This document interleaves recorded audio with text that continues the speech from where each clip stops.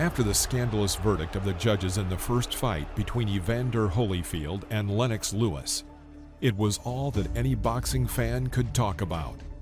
It was obvious that there should have been no draw. That is a shame. And tonight I'm upset because Lennox Lewis did not lose and it was not a draw.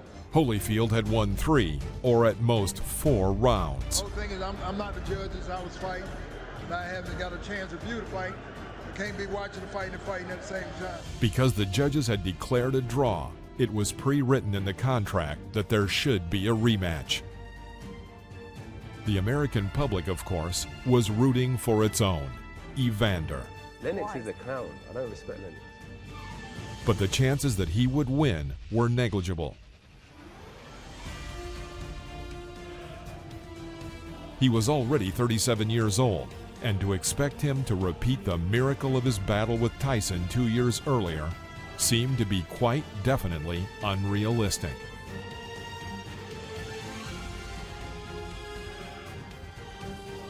Lennox at the time was only 34 years old, and he was the clear favorite of the upcoming fight.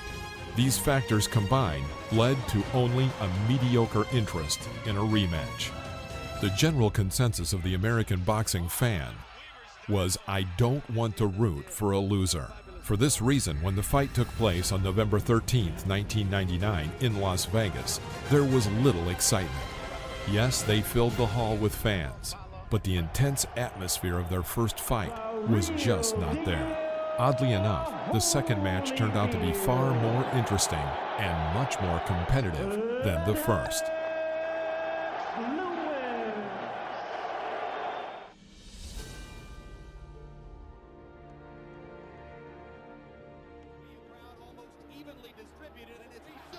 The beginning of the battle favored Lewis. He controlled the long distance with his left hand and knit Evander close up. However, this time the Briton faced an actual challenge from his opponent. Evander's strike shook his enemy, and he began to turn the fight in the third round.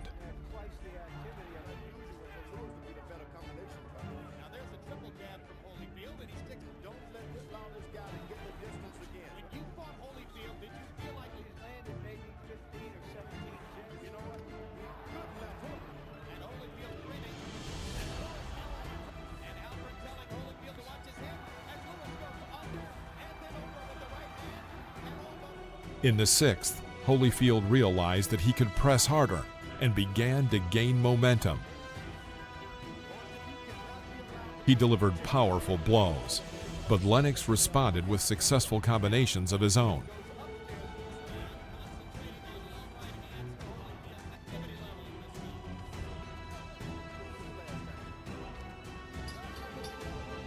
The 7th round began and proved to be the most memorable round of all the other 23 rounds combined. Lennox shoved with his fists at the moment of contact, and both his right straight and 2 Corona strikes all reached their targets.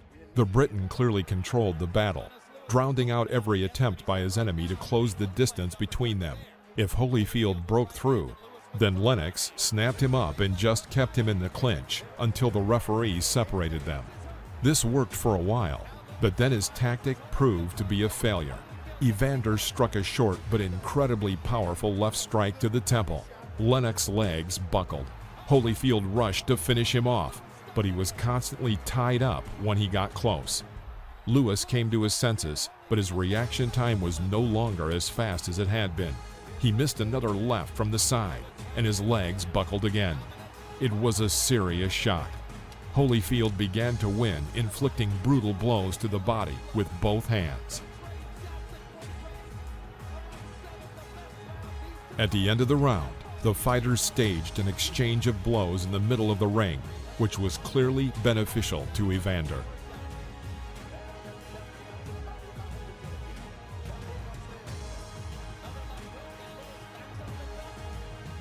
However, from the 9th round, Lewis regained his advantage and brought the fight to a resounding victory by the decision of the judges. This time, all 3 judges billed in his favor.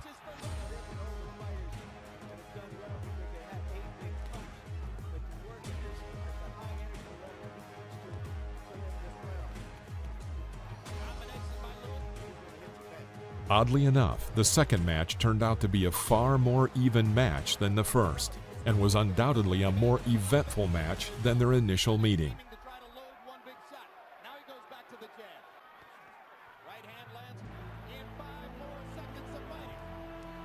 Lewis won and became the absolute world heavyweight champion. And the undisputed heavyweight champion of the world, Lennox Lewis.